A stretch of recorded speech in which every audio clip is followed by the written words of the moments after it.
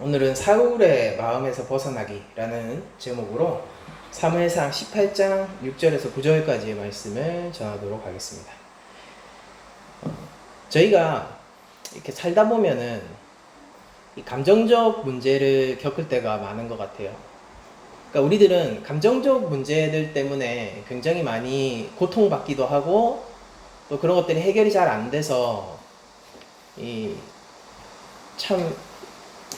이게 뭐라고 해야 될까요? 그러니까 사람들이 이런 건 잘 알죠. 이론적으로 뭐 끊어내야 돼, 아니면 신경 쓰지 말아야 돼, 아니면은 이런 생각을 가지는 건 좋지 않아, 이런 것들은 다 알지만은 실제 감정이라는 게 좀 불가항력적으로 우리에게 오는 부분들이 있는 것 같습니다. 그래서 어떤 상황이 맞닥뜨려졌을 때, 그리고 그 상황이라는 건 대부분 어떤 사람과의 인간관계 속에서 발생하는 것이 대부분이죠. 우리가 그런 속에서 많은 감정적 문제들을 겪게 되는데, 이제 그런 감정적 문제들을 우리가 크리스천으로서 기본적으로 어떻게 다스려야 하는가, 어떤 식으로 대처해야 하는가 라는 것을 오늘 이 시간 한번 살펴보려고 해요. 그러니까 제가 신앙생활을 어릴 때부터 해오면서 참 그런 것들을 설교를 많이 들었던 것 같아요. 그러니까 어떤 심리학적인 설교, 그리고 감정과 관련돼서 얘기하는 그런 설교들을 되게 많이 들었었던 것 같은데, 이제 그 중에서 저에게 와닿는, 지금 생각해 보면은 굉장히 새겨 듣고 마음속에 깊이 간직해야 할 그런 설교도 있는 반면, 또 한편으로는 사실은 이 크리스천으로서 감정적 문제를 해결하는데 별로 도움이 되지 않는 설교들도 있었는데, 근원적으로 결론부터 얘기하고 가겠습니다. 근원적으로 그 차이가 어디서 왔는가를 생각해 보면은, 결국 우리가 이 감정적 문제를 다스리는 데 있어서 홀로 이것을 지는 것이 아니라 어떻게 하나님께 이 감정적 문제를 연결시켜서 토스하는가에 대해서 얘기하는 설교들은 우리가 크리스천으로서 우리의 감정적 문제를 다스리는데 굉장히 도움이 됐었던 것 같고, 이제 거기까지 나아가지 못하는 설교들은 그냥 심리학적 테크닉에 머무는 그런 설교들이 됐었던 것 같거든요. 그래서 오늘 우리가 사울의 이 이야기를 좀 반면교사 삼아서 과연 우리들은 하나님 앞에 어떤 식으로 우리 감정적 문제를 이어나가고 연결시켜야 하는지에 대해서 한번 살펴보도록 하겠습니다. 먼저 오늘 그 배경을 보시면은 어떤 거냐면은, 다윗이 골리앗을 죽이고, 그쵸? 골리앗을 죽이고, 그리고 나서 이제 그 전쟁을 끝낸 거죠. 블레셋과의, 여러분들, 그러니까 블레셋과 이스라엘이 전쟁한다라는 것은 어떤 개념이냐면은 이 대국과 소국이 전쟁을 하는 거예요. 그러니까 군사력이 강하고 힘이 막강한 나라와 그렇지 못한 나라가 대결을 한 거죠. 그러니까 정말로 블레셋은요, 골리앗 같은 나라고요, 이스라엘은 그냥 다윗 같은 나라예요. 그러니까 이기는 게 말이 안 되잖아요. 이제 그런 상황들이 골리앗이라는 한 인물을 통해서 비춰지고 있는 것이죠. 그 힘의 상중 관계가, 상하 관계가. 그때 다윗이 기적적인 역전승 같은 거죠. 역전승을 이뤄내고 전쟁을 승리로, 그러니까 이게 블레셋을 정복했다 이런 것도 아니에요. 여러분들 잘 생각해 보십시오. 이거는 자기 나라를 그냥 지켜낸 거예요. 침략해서 부서뜨린 게 아니라 그런 승리가 아닙니다. 자기 나라를 지켜내는 그런 승리, 외세의 침략으로부터 이제 이 자국을 방어해낸 것이죠. 이제 그런 승리를 가지고 돌아오니까 이제 사람들이 다윗을 일약 스타로 기억하게 된 겁니다. 그러니까 굉장한 일이 벌어진 거예요. 그러니까 그 어떤 용맹한 용사도 해내지 못한 일을 이 작은 소년 한 명이 이뤄냈다라는 것에 감명을 받아서 이 승리를 축하하고 기뻐하면서 또한 다윗을 칭송하는 노래를 부릅니다. 오늘 18장 6절을 보시면은, 무리가 돌아올 때 곧 다윗이 블레셋 사람을 죽이고 돌아올 때에, 이게 골리앗을 얘기하는 거예요. 블레셋 사람을 죽이고 돌아올 때에 여인들이 이스라엘 모든 성읍에 나와서 노래하며 춤추며 소고와 경세를 가지고 왕 사울을 환영하는데, 그러니까 지금 사울이 어떤 기분이겠습니까? 개선 장군이에요. 그러니까 불가능한, 누구도 이길 거라고 생각하지 않았던 그 전쟁에서 승리를 하고 개선 장군으로서 이제 성문을 통과해서 들어오는 것이죠. 그러니까 국민들이 얼마나 기뻐하겠습니까? 하면서 그 위풍당당한 그 개선 장군의 행렬을 노래하고 악기를 연주하고 소리치면서 맞이하는데, 사울이 얼마나 고향감이 가득하고 그리고 그 기쁨이 마음속에 넘쳤을까요?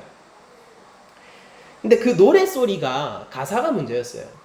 이제 거기까지는 좋은데 7절을 보시면 이렇게 나오죠. 여인들이 뛰놀며 노래하여 이르되 사울이 죽인 자는 천천히요 다윗은 만만이로다 한지라 라고 되어 있죠. 그러니까 사울은 뭡니까? 천명이에요. 근데 다윗은 뭐예요? 만명이에요. 그러니까 실제로 사울이 전쟁에서 1000명만 죽였겠습니까? 다윗이 10,000명을 죽였겠어요? 그게 아니라 이 승리에 있어서 우리가 축구 같은 거 하면은 우리가 결국 그날의 점수를 매깁니다. 그러니까 이 사람이 이 포지션에서 얼만큼 역할을 해냈는가 평점을 매겨가지고 이 사람은 오늘 뭐 7점밖에 안 돼. 쟤는 오늘 10점 만점이야. 이런 식으로 그 게임에 결정적인 공헌을 한 사람을 이제 그 맨 오브 더 매치 뭐 이런 식으로 부르기도 하고 그렇게 하는 거거든요. 그런 식으로 지금 노래를 부르고 있는 거예요. 그러니까 이 승리의 결정적인 공헌이 누구냐? 그게 바로 다윗이다. 사울을 잘했는데 다윗이 결정적인 역할을 했다라는 식으로 지금 노래를 불러주고 있는 거예요. 사람들이 기뻐서. 그러니까 이거는 다윗이 받았어야 할 정당한 평가이기도 합니다. 그리고 사울 입장에서는 기분 나쁜 소리이기도 한 거죠. 그러니까 왜냐면은 자기가 이 게임의 주인공이 되지 못했거든요. 그런데 여기에서 그치는 게 아니라 사울의 마음을 한번 우리가 들여다보죠. 성경이 뭐라고 기록하고 있냐면 사울이 되게 복잡한 존재예요. 그러니까 오늘 본문만 보면은 저희들이 사울의 어떤 그런 인간적인 면모들을 다 알 수 없지만은 사무엘서 전체를 통해 가지고 이제 그 사울이라는 인물을 한번 쭉 들여다보면요 굉장히 복잡한 인물이거든요. 근데 그 복잡성을 지금 오늘 본문에서 뭐라고 표현하고 있냐면 이렇게 하고 있어요. 사울이 그 말에 불쾌하여 심히 노하여 이르되 다윗에게는 만만을 돌리고 내게는 천천만 돌리니 그가 더 얻을 것이 나라 말고 무엇이냐 하고 라고 되어 있죠. 그러니까 지금 사울이 심리 상태가 어떻습니까? 불쾌해요. 짜증이 났단 말입니다. 짜증이 났고 분노했어요. 화가 치밀었어요. 뭐 때문에? 저러면은 저렇게 칭송을 받으면은 이제 다윗에게 남은 자리가 왕의 자리 말고 더 있겠느냐라고 하면서 자기 왕의 자리에 대한 위협을 느끼고 있습니다. 그러니까 지금 여러분들 잘 생각해 보세요. 다윗은 말이에요. 다윗은 아무것도 아닌 아이예요. 소년이에요. 그러니까 가서 전쟁에서 결정적인 공헌을 세우고 사람들에게 칭송을 받는 일종의 라이징 스타처럼 그런 위치에 있기는 하지만요. 사울 왕이라는 자신의 위치에 비추어서 다윗이라는 시골 촌뜨기 양치기 소년은 아무것도 아닌 존재라고요. 근데 사람들이 외치는 소리를 들으면서 사울은 뭐라고 얘기하냐면요. 화가 나고 짜증이 나서 제가 결국 내 왕의 자리를 위협할 수 있는 거 아니야? 라고 나온다고요.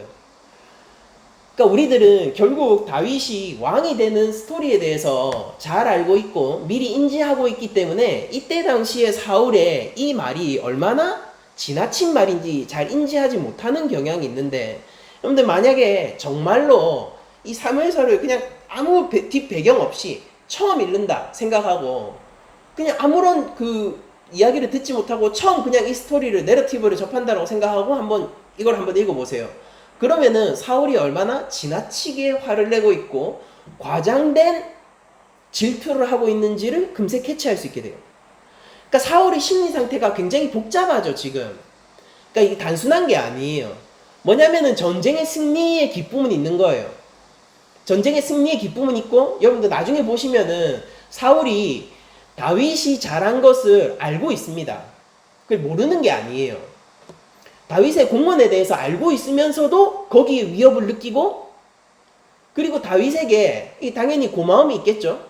그런 기쁨과 고마움이 있으면서도 저를 배제하고 싶고 제거하고 싶고 그렇단 말이에요.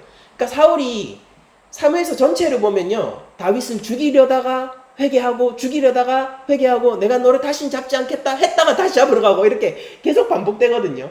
그러니까 진짜 여러분들 이거 정말로 인격적으로 문제가 있는 모습이죠. 근데 사울의 어떤 인물이 이 사무엘서 안에서는 굉장히 복잡하게 그려진단 말입니다. 이런 것들의 근원이 뭔가, 사울은 먼저 사람들이 말에 반응하고 있고요. 그리고 비교에서 오는 불안, 두려움, 질투 이런 것들을 복합적으로 가지고 있는 존재입니다. 그러니까 사울이 왜 다윗을 미워했냐면요, 사울 스스로도 다윗이 자기보다 낫다라고 생각했기 때문이거든요. 그러니까 만약에 사울이 천천히요 다윗이 만만이다 라고 얘기를 할 때 그것을 포용할 수 있고, 그렇지 다윗 내가 상을 주겠다 라고 얘기할 수 있는 사람은 어떤 사람일까요? 그 사람은 여유가 있고 건강한 자존감을 가지고 있을 것이고, 그리고 그 다윗을 자기가 컨트롤할 수 있을 만큼 힘이 있다라고 느끼는 사람일 거예요. 여러분들 우리 인간은요 본능적으로 계급 체계를 정합니다. 이건 단순히 남자만의 얘기가 아니에요. 그러니까 이거는 문화적인 현상도 아니고요, 이거는 인간의 생리적인 현상이거든요. 그러니까 우리는 생물학적으로 태어나자마자부터 무엇을 하게 되어 있냐면요, 우리는 위치와 지위를 추적하는 호르몬이 분비가 됩니다. 그래서 우리들은 생물학적으로 뭔가 저 사람들을 볼 때 상하관계를 판단하게 되고, 그리고 여러분들 그거 아세요? 심리학적으로 자기가 실제 높은 위치에 있잖아요. 그러면은 사람이 더 너그러워지고 사람이 더 여유로워져요. 그러니까 사람이 자리에 올라가면은 변하는 사람들 있죠. 바득바득 살아오다가 자기가 어느 정도 위치에 올랐을 때 훨씬 삶을 약간 관망하는 자세로 바뀌는 사람들이 있잖아요. 그게 생물학적으로도 증명이 됐습니다. 그런 자기가 사회적인 지위가 올라갔다, 안정적인 지위다라고 느끼면요, 사람은 훨씬 더 냉정해지고요, 그리고 더 마음이 너그러워지고, 그리고 외부의 자극에 흔들리지 않는 상태가 돼요. 더 강해져요. 왜냐하면 자기의 사회적 지위를 믿기 때문이에요. 그러니까 사람은 기본적으로 태어날 때부터 이 지위를 추적하는 그런 생물학적인 기능을 가지고 있는데, 여러분들 크리스천으로서 우리는 이 기능을 어떻게 써야 되겠습니까? 구약의 가장 중요한 사상 중에 하나가 여호와 경외예요. 하나님을 추적하고 하나님의 왕대심을 인정하고 그 안에서 우리들이 안정적인 위치에 서 있는 게 여호와 경외를 통해서 얻을 수 있는 유익들이거든요. 우리는 생물학적으로 하나님을 경배하고 하나님의 높음을 알 수 있도록 창조되어 있습니다. 근데 사울은 어떻게 했어야 되냐면은 자기가 그 지위를 스스로 획득하고 유지하고 있어야지만 안정을 누릴 수 있는 사람이었던 겁니다. 건강하지 못하죠. 사울은 다윗이 아니었어도 결국 누군가를 추적하고 쫓게 되는 자였을 거예요. 왜냐하면은 우리는 언제나 어떤 국가적인 질서와 권력 체계 속에서 늘 2인자를 만들어내기 때문이죠. 다윗이 아니라도 누군가 라이징 스타가 되었거나 누군가 사울의 2인자가 되면은요, 사울은 그때부터 안심하지 못하는 사람이 될 겁니다. 여전히 그를 두려워할 것이고요. 되게 약한 모습이죠, 여러분들. 왕이에요. 왕인데 진짜 약한 왕이에요. 그를 두려워하고요, 그를 질투하고요, 그리고 그것으로 말미암아 불안해해서 결국 분노하게 됩니다. 그러니까 이런 것들이 연쇄적인 반응으로 일어나는 거죠. 근데 문제는 뭐냐면은 사울한테 힘이 없으면은 상관없는데, 그래도 사울이 왕이라서 그런 2인자나 다윗과 같이 이런 라이징 스타들을 추적하고 죽일 만한 권력을 가지고 있다는 게 문제인 거예요. 그러니까 그 악독한 생각을 실행으로 옮길 수 있는 능력이 있는 사람이라는 소리입니다. 그리고 그렇게 해도 문제가 없고요. 왕이 명령해서 누군가 한 명을, 그냥 변방의 양치기 소년 한 명을 감옥에 가두는 거는 그게 얼마나 쉬운 일이겠습니까? 아무것도 아닌 일이죠. 그래서 사울의 분노가 위험해요. 사울의 분노는 즉각적으로 행동으로 옮겨질 수 있기 때문이에요. 실제 사울은 다윗을 죽이려고 여러 번 시도하게 되죠. 근데 문제는 뭐냐면은 이런 연약한 자존감과 상황을 제대로 바라보지 못하는 이 약한 눈으로 말미암아 사울은 진짜 중요한 사람을 잃게 된다는 데 있어요. 다윗은 언제나, 여러분들 잘 생각해 보세요. 지금 이 상태에서 사무엘상 18장의 상태에서는요, 다윗은 언제나 사울의 휘하에 들어가서 충직한 부하가 될 수 있는 사람입니다. 누구보다 충성할 수 있는 사람이고, 누구보다 능력을 가지고 있는 사람이고, 누구보다도 이스라엘이 나아가야 하는 여호와 경외의 길 위에서 왕을 보좌해 줄 수 있는 사람이 바로 다윗이거든요.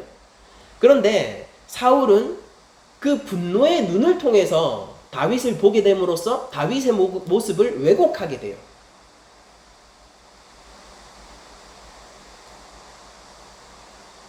사울이 다윗에게 분노한 것은요, 자기 자신을 향한 위협이 됩니다. 왜냐면은 어쩌면은 사울은 자기가 가지고 있는 가장 중요한 인적 자원 하나를 스스로 제거해내는 일을 하고 있기 때문입니다. 결과적으로 이 모든 행동들은 자기를 약하게 만드는 결정이에요. 여러분들, 우리가 누군가를 미워하고 누군가에 대해서 분노를 하기 시작하잖아요. 그러면 그 화살이 결국 누구한테 오게 되냐면은 나한테 오게 됩니다.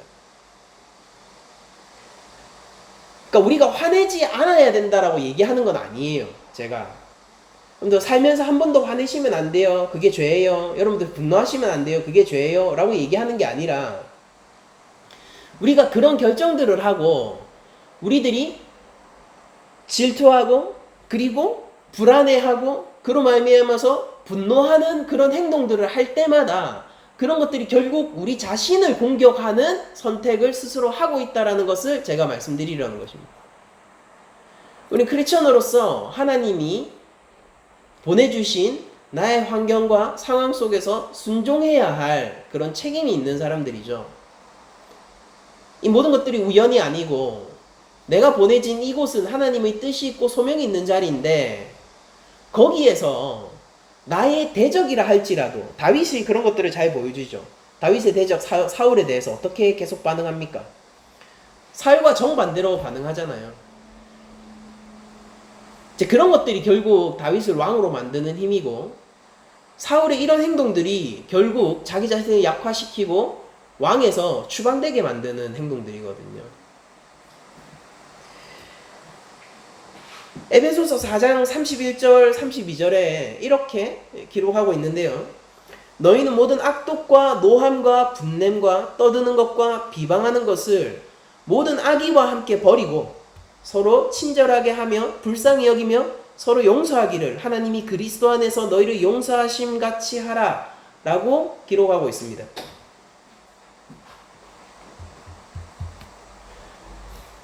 사울이 여기서 악독과 분함과 노함, 비방을 멈췄더라면은 그의 인생이 아마 달라졌을 거예요.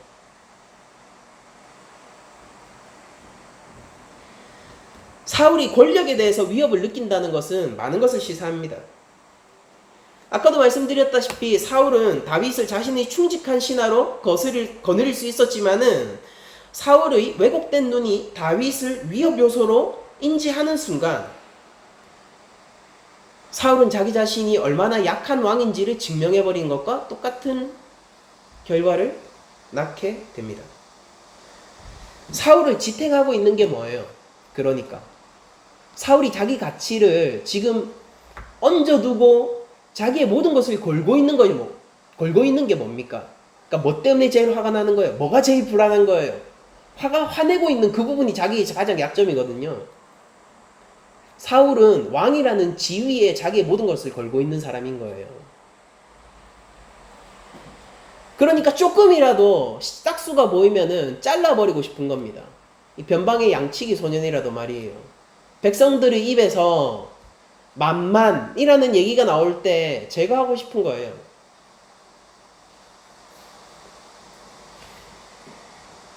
사울은요, 괜찮은 사람처럼 보이거든요. 근데 사울에 대한 이 앞서 그 사무엘서의 이 표현들을 보면은 사울은 사람들이 지지를 받는 왕입니다. 그러니까 멋진 외모를 가지고 있고요. 키가 컸고요. 그리고 사람들이 제가 우리 왕이 됐으면 좋겠다라고 동의를 한, 그러니까 어떻게 보면은 민주적인 과정을 통해서 나온 왕이거든요. 그러니까 사람들이 제일 많이 원했던, 왕으로서 가장 많이 원했던 사람이 사울이에요. 그러니까 이게 보여주는 게 뭐냐면은 사울이 겉으로 볼 때는 굉장히 능력 있고 위험 있는 왕처럼 보였다라는 것입니다. 단순히 외모 때문에 그랬을까요? 그게 아니라 그의 행동이나 말투나 그의 결정들이 위험이 있었거든요. 그런데 그가 왕이라는 지위를 위협받자마자 진짜 자기 자신이 드러나는 거예요.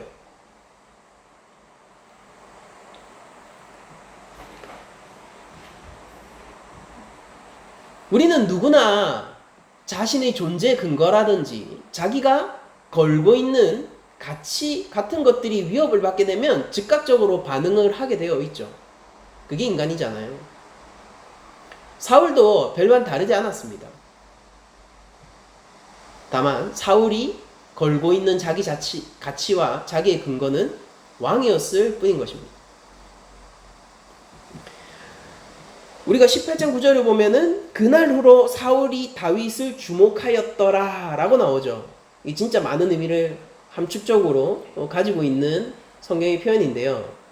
그날부터 사울은요, 다윗을 계속해서 지켜보고 그가 향후에 어떻게 권력이 모이는지 아니면은 사람들의 반응이 어떤지, 저가 실제로 능력이 있는지 없는지, 그러니까 능력이 없길 바랄 거 아닙니까?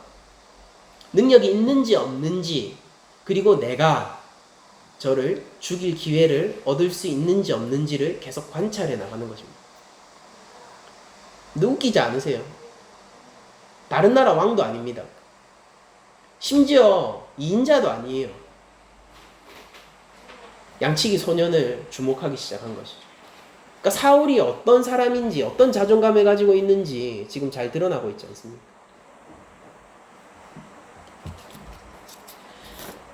이 사울의 불안감은 정말로 위험한 불안감인 거예요. 근데 우리도 그렇지 않습니까? 우리도 만약에 질투를 하기 시작한다면 어떻게 될까요? 어떤 사람을 불안 요소, 위협 요소로 내 삶 속에서 느끼기 시작한다면 어떻게 될까요?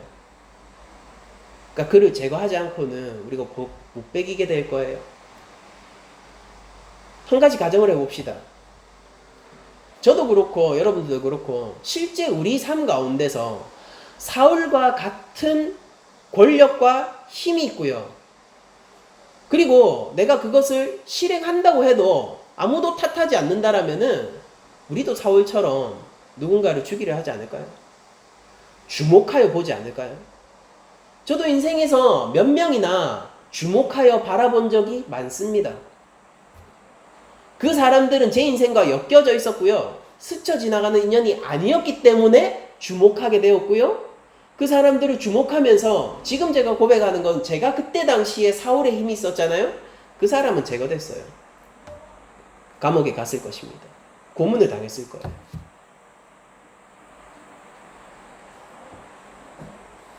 그가 나에게 1로 데미지를 주면은 10으로 갚았을 것이고, 그가 나에게 10을 던지면 난 100으로 갚았을 거예요. 그게 저라는 인간입니다. 그러니까 사울과 제가 다르지 않은 것이죠. 근데 그게 어떻다고요? 굉장히 위험하다는 소리입니다. 건강하지 못한 자존감을 가지고 있는 것이고 그게 우리 감정적 문제를 다스리는데 하나도 도움이 되지 않는다라는 뜻이에요. 그럼 우리는 이런 관계들 속에서 감정적으로는 불안한, 두려움, 질투, 분노, 흔들리는 자존감 이런 것들을 어떻게 해소할 수 있을까요? 결국 문제는 뭐냐면요. 심리학이나 인문학은 이렇게 우리한테 얘기를 합니다. 결국 내 안에서 답을 찾아야 하고 나의 문제다라고 얘기를 하곤 하는데요. 근데 여기에서는 답이 없어요. 왜냐면은 우리는 우리 자신을 충분히 신뢰할 만큼 우리가 강하지 않다는 것을 알고 있기 때문이에요. 언제나 언제쯤 되면 만족할 만큼 흔들리지 않을 만큼 내가 성숙해질까요? 그럼 성숙해진다고 해서 내 삶 속에서 이런 문제들을 완전히 없앨 수 있을까요? 네, 그런 것들이 불가능하단 말입니다. 성경이 얘기하는 답은 조금 다릅니다. 성경은 너희 자신을 의지하지 말고 하나님을 의지하라 라는 답을 내놓습니다. 해결책은 간단합니다. 제가 앞서 말씀드렸던 것처럼 우리들은 여호와의 경외의 길 위에 서서 하나님께 주목하는 것으로 사울의 마음에서 벗어날 수 있게 돼요. 여러분들 우리들은 여호와 절대 주권의 하나님 절대 주권의 세계 속에서 살아가는 사람들이잖아요. 그러니까 우리 삶 속에서 일어나는 인물과 사건들이 있다라고 하면은요, 그 사건 뒤에 있는 하나님에게까지 시선을 보낼 수 있어야 하는 사람들입니다.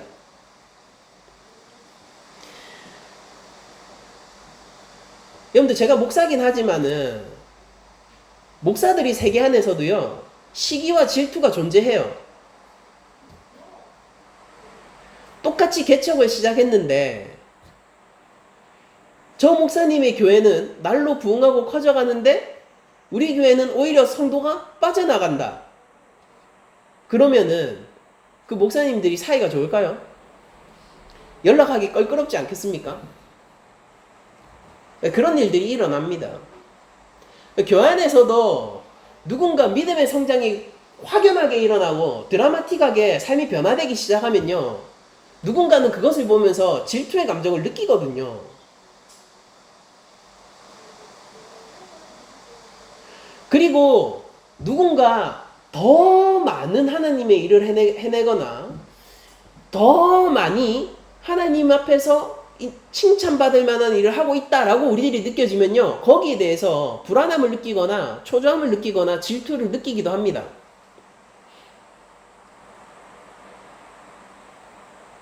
근데 질문은 이거예요. 근데 그렇다고 해서 우리가 왜 질투를 느껴야 하죠? 우리가 그 사건 뒤에 있는 하나님에게까지 시선이 닿는다면요, 그것은 질투를 느낄 일이 아니라 오히려 저를 통해서 일하시는 하나님 나라의 확장으로 말미암아 기뻐해야 되는 일이에요. 사울이 다윗을 주목하게 될 때 다윗은 위협 요소예요. 이때 사울이 만약 시선을 받고 여호와 하나님을 주목하기 시작했다라면은 그에게 다윗이 얼마나 큰 기쁨이 됐을까요? 다윗을 통하여서 이스라엘을 지켜주신 하나님, 나로서는 할 수 없는 골리앗을 물리쳐 주신 하나님에 대한 찬송이 터져 나오면서 그 하나님을 통하여서 다윗을 통하여서 하나님께서 일을 하셨으므로 다윗이 얼마나 기쁘고 얼마나 듬직해 보였겠습니까? 여러분들 저는 진심으로, 이거 제가 되게 작은 교회 목사잖아요. 근데 전 진심으로 하나님의 일을 하고 있는, 저보다 훨씬 더 많은 일을 하고 있고 훨씬 더 많은 달란트를 받은 목사님들을 질투하지 않아요. 오히려 그분들을 보면서 저는 안정감을 느끼고 기쁨을 느낍니다. 왜냐하면은 저로서는 죽었다 깨어나도 할 수 없는 일을 저 목사님들이 해주시고 계시니까 그것이 저에게는 오히려 기쁨이 되거든요. 왜냐하면 저는 한 사건과 인물 가운데서 거기에 멈추는 것이 아니라 그 뒤에 계신 하나님에게까지 시선을 보내려고 노력하기 때문이에요. 그게 우리를 지키는 방법이고 우리의 감정적인 문제들을 컨트롤하는 방법입니다. 그러니까 거기에 더 덧붙여서 뭘 해야 되냐면은 여러분들 하나님께 주목하기는 외부적으로도 일어나야 되고 또한 내부적으로도 일어나야 돼요. 뭐냐면은 자신의 힘과 권력의 근거를 하나님께 둬야 합니다. 사울은 자신의 존재 가치 그리고 자기가 안정되어 있을 만한 토지를 왕이라는 지위에 두었습니다. 이게 모든 감정적 원인의 근원이었잖아요. 근데 우리 크리스천들은 하나님에게 이 힘과 권력의 근거를 둠으로써 나의 존재 가치를 하나님께 둠으로써 흔들리지 않는 토양을 얻어내야 하는 사람들입니다. 근데 여기 제일 중요한 건 뭐냐면 스스로 왕이 되지 않는 거예요. 우리 가운데서는 겸손함이 필요합니다. 이 겸손함이 어디에서 나오냐면요. 실제 내가 왕이 되지 않을 때 나오는 거거든요. 인간은 누구나 생득적으로 지위를 추적한다라고 했잖아요. 그러니까 사울도 그랬어요. 그러니까 자기가 왕이 되고 싶었어요. 그게 나에게 안정감을 갖다 주니까. 근데 크리스천은 정반대의 시스템으로 돌아가는 사람들이에요. 뭐냐면은 나는 하나님 안에서의 질서와 권력을 추정할 수 있고 정확하게 인식할 수 있는 사람이기 때문에 내 자리가 어딘지 아는 사람이에요. 그게 뭐냐면은 하나님은 하나님이시고 나 피조물은 피조물인 거예요. 하나님은 하나님 자리에 계시면 되는 거예요. 나는 나의 자리에 있으면 되는 겁니다. 여러분들 자존감 얘기를 하자면요. 세상에 저보다 자존감이 박살나 있던 사람들은 많지 않을 것이다 라고 생각될 정도로 제 인생 가운데서 아주 오랜 기간 저희 자존감은 찾아볼 수 없는 사람이었습니다. 자존감이 없으니까 어떻게 되냐면은 자존심만 세져요. 조금이라도 밀리면 안 될 것 같고 조금이라도 틈이 보이면 안 될 것 같아서 인생이 빡빡하고 날카롭게 날이 서 있어야 한단 말입니다. 그게 내가 나를 지키는 방법이에요. 왜냐면 난 자존감이 박살난 사람이니까. 이 상처가 나 있으니까 누가 조금만 건드려도 아야야야 이러면서 반응을 하게 되는 사람이 돼버린단 말이에요. 근데 제가 지금 저를 지키는 방법, 저의 자존감을 지키는 방법은 전혀 달라요. 그때와는. 20대의 저와는 완전히 180도 다릅니다. 그러니까 어떤 거냐. 그냥 저는 인정하는 거예요. 하나님, 저는 한 달란트 받은 목사고요. 하나님이 그냥 저를 붙들어 주신 것으로 충분하고요. 하나님이 저를 불러 세우시고 나에게 말씀해 주시고 있는 이 상황으로 저는 살아갑니다. 저에 대한 존재 규정을 그렇게 끝냈습니다. 저는 하나님께 의지하기를 원하고 하나님이란 토양 위에 서 있기를 작정한 사람이에요. 이제 그렇게 됐을 때 달라지는 지점들이 뭐가 있냐면요. 공격을 해오잖아요. 그러면은 기분 나쁘지만은 한편으로는 또 괜찮아요. 왜냐면 실제 그런 사람이니까. 인정해도 괜찮거든요. 근데 왜냐면 하나님은 그걸 아시고도 저를 불러 세우셨기 때문이에요.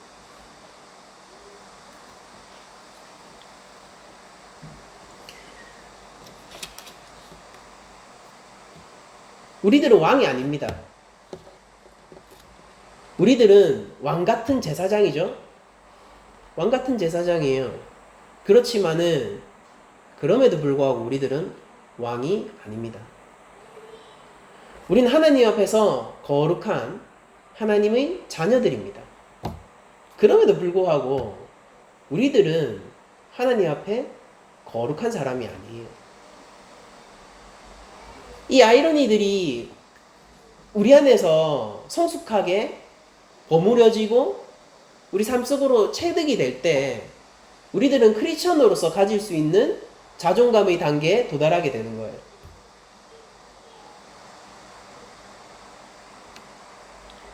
흔들리지 않는 토양을 얻게 되는 것이죠. 그런데 사울의 왕의 지위가 여러분들 다른 거 제가 얘기하는 거 아니에요. 왕이에요, 왕. 국가의 왕요. 왕의 지위가 그토록 연약한 것이었다라면은 조금만 그렇게 라이징 스타가 떠도 위협을 받을 만한 흔들리는 그런 토양이었다라면요, 이 세상에 흔들리지 않는 토양이 어디 있겠습니까?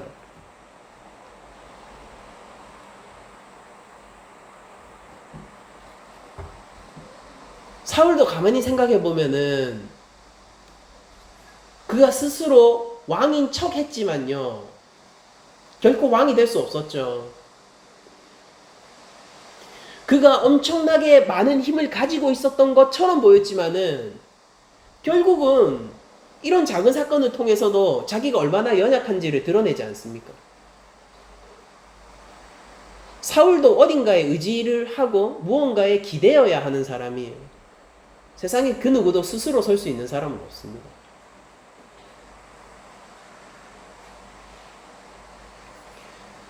다윗은 이렇게 외칩니다. 내가 여호와의 이름으로 간다. 사울은 이렇게 외쳐요. 내가 왕의 이름으로 간다. 오늘날 우리가 우리의 존재 근거를 두고 우리의 자존감에 흔들리지 않는 토양을 건설해야 한다면은 여러분들 어디에 베팅하시겠습니까?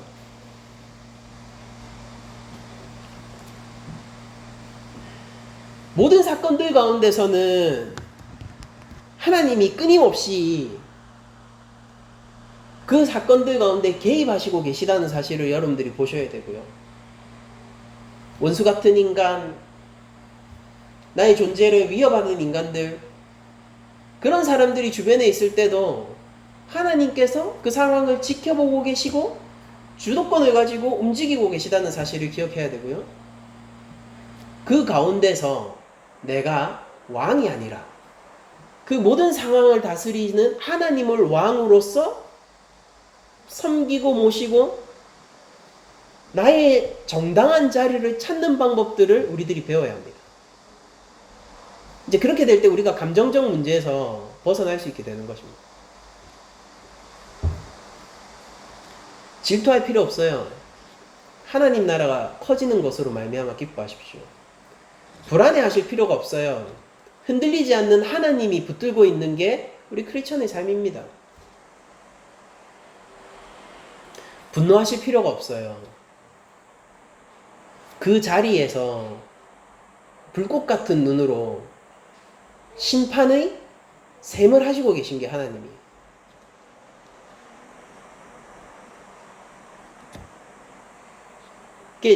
예전에 제가 나영 사건이나 뭐 이런 일이 있을 때 그 사건 끝 아니라고 제가 설교한 적이 있죠. 우리에게는 사법 체계를 피해서 도망가거나 아니면 사법 체계에서 충분하지 못한 형량이 떨어지는 것으로 끝일 거라고 생각하기 때문에 사람들이 분노하고 사람들이 해소되지 않는 답답함을 가지게 되지만은요, 우리는 분노하면서도요, 그 일의 끝을 결국 정의롭게 만드실 하나님을 기대함으로 말미암아 우리들은 감정적으로 꽉 막혀있지만 않을 수 있게 되는 거예요. 이거는 사회적인 문제고 우리 개인의 삶 속에서도 마찬가지예요. 수많은 시편 저자들이 원수들의 적들의 공격을 당하고 있는 상황들을 묘사합니다. 그러니까 하나님을 자극하고 하나님께 도전하기도 해요. 하나님 주무시고 계세요 이러면서 뭐 하시고 계신 겁니까 이렇게. 그렇지만은 그 저자들이 언제나 공통적으로 내리는 결론이 뭐냐면은 공의의 하나님을 소환하고 찾고 그분께 신원함으로써 시편을 마치는 게 시편 저자의 탄원시의 전략들입니다. 우리를 분노하게 하는 사람이 있습니까? 화가 나죠. 근데 그 해소되지 않는 답답함을 끝까지 가지고 계시지 마세요. 그 상황을 지켜보고 계신 하나님을 떠올리십시오. 하나님 눈앞에서 합당한 일을 하시고 그리고 하나님이 이 모든 것을 셈하고 계시다는 것을 기억하십시오. 그 사건은 거기에서 끝나는 게 아니에요. 분노하시되 분노로 말미암아 망가지지 마세요. 사울은 그랬거든요. 질투할 수 있죠. 가끔씩 드는 이런 딱 보면은 질투가 드는 순간은 그 누구도 통제할 수 없어요. 질투하지만은 그 사람을 통해서 하나님에게까지 시선을 닿게 하여 하나님 나라가 넓어지는 것으로 말미암아 기뻐하십시오. 질투는 이내 하나님에 대한 찬송으로 바뀔 거고요. 그 사람을 질투했던 그 사람은 하나님의 귀한 일꾼으로 변모될 것입니다. 우리 인생 속에서 복잡한 감정들을 겪고 살고 우리는 인생 속에서 다양한 상황 속에서 다양하게 반응하면서 살게 되죠. 거기에서 우리가 정당하게 감정적인 표출을 하고 그리고 또한 현명한 선택을 하기 위해서 필요한 것은 뭐냐면은 하나님을 인식하는 거예요.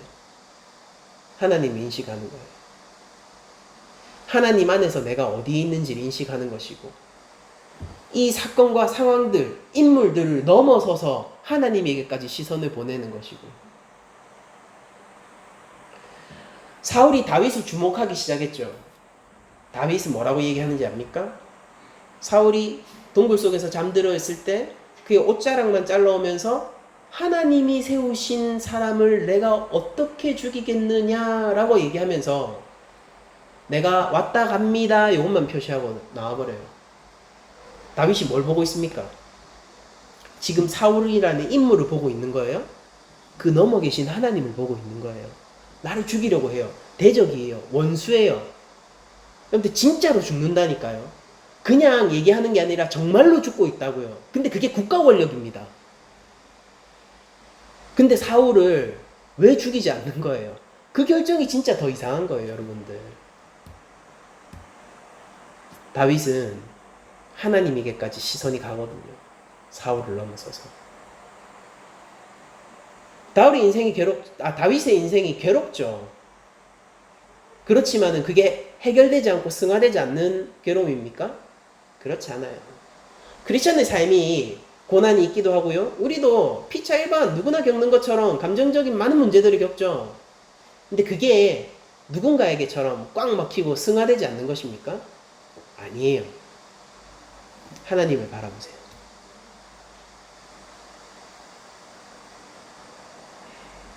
정말로 강한 토양을 가지신 여러분들을 축복합니다. 흔들리지 않는 땅을 가지신 여러분들을 축복합니다. 우리에게 문제가 없다면은 그건 더 이상 우리가 사람이 아니란 뜻입니다. 제가 말씀드리는 건 이거예요.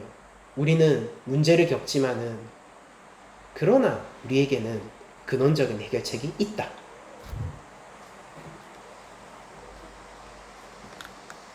감정을 다스리는 훈련을 하시기를 원합니다. 감사를 하는 방법들 우리가 익혀야 돼요. 인지적으로 자꾸 하나님을 찾는 방법들을 배워야 합니다. 그렇게 우리 감정이 인위적인 것이 아니라 자연스럽게 용서할 수 있도록 우리들은 만들고 나가야 해요. 원수를 사랑하라. 미워 죽겠는데, 잘 생각해 보세요. 미워 죽겠는데 이 바득바득 깔면서 사랑해야 되니까 가가지고 악수하면 그게 원수를 사랑하는 겁니까? 예수님이 그거 가르치시는 거예요? 오른뺨을 때린 자에게 왼뺨도 내주라. 이 바득바득 깔면서 저 자식 언젠가는 꼭 죽이고 말 건데 내가 예수님 얘기해가지고 참는다라고 하면서 여기 때려 이러면서 왼뺨 이렇게 내주면 그게 예수님 가르치시는 거예요? 순종하는 제자입니까? 예, 아니잖아요. 진짜로 사랑해야 되는 거잖아요. 진짜로 용서해야 되는 거잖아요. 진짜로 질투하지 않아야 되잖아요. 진짜로 분노하지 않아야 되잖아요. 정말로 감사 그냥 해야 되는 거잖아요. 감사해야 되니까 이 바득바득 깔면서 감사할 거리 찾고 있는 게 아니라 그냥 감사가 나와야 되는 거잖아요. 어떻게 하면 그렇게 됩니까?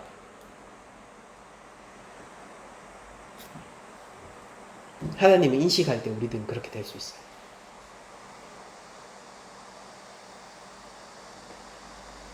외로움을 느낄 때 아무도 없는 그 상황 속에 임재해 계신 하나님을 바라보세요. 혼란이 다가올 때 그 혼란 가운데서 상황들을 다스리고 계신 질서의 하나님을 찾아내십시오. 내가 뭔가 자꾸 인생 속에서 스스로 왕이 되어서 스스로의 멍에를 짊어지려고 할 때 나와 함께 멍에를 메고 계신 주 예수 그리스도를 찾아내세요. 그로 말미암아 우리들이 얻게 되는 것은 이것입니다. 분노를 버리게 되고, 노함을 버리게 되고, 질투를 버리게 되고, 주 안에서 평안을 찾게 되고, 선의 선택을 해낼 수 있게 되고, 하나님이 주시는 평화 가운데서 사람과 사람을 이어주는 연결, 예수님이 모든 답을 하셨듯이 말이에요. 연결 매개체가 될 수 있는 사람들이 되게 될 거예요. 여러분들 믿음의 분량만큼 하십시오. 감정적인 문제를 그저 쌓아두지 마세요. 하나님을 찾아내고 근원적인 해결책을 만들어내시기를 바랍니다. 우리들은 사람과 상황을 바라보는 눈에서 하나님을 바라보는 눈까지 더 나아가는 존재고, 내 안에서 그냥 나만을 발견하는 존재가 아니라 더 나아가 내 안에 계신 성령 하나님을 발견하는 존재입니다. 우리는 왕이 아니지만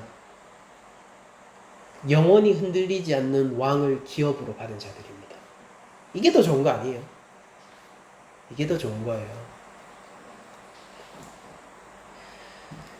말씀을 마치겠습니다. 여러분들 한 주간 살아가실 때에 사울의 마음에서 벗어나 다윗의 마음으로 옮겨가고 예수 그리스도의 제자로서 합당하게 모든 상황 가운데 머물러 계신 하나님의 손길, 그리고 내 안에서도 나만을 주목하는 것이 아니라 내 안에 계신 성령 하나님께 주목함으로 성령은 충만한 삶이 한 주간 이어지시기를 축복드리고, 우리 모든 감정적 문제들이 꽉 막혀 있는 것이 아니라 근원적인 해결책과 승화의 과정들을, 크리스천은 참 복이 많은 존재입니다. 얻어낼 수 있다. 그 승화의 과정들을 얻어낼 수 있다는 것을 믿으시면서 한 주간 하나님 앞에서 평화, 주님 안에 주신 세상에 알지 못하는 그 평강을 누리시는 한 주간이 되시기를 또한 축복드리고 모든 말씀을 마치도록 하겠습니다.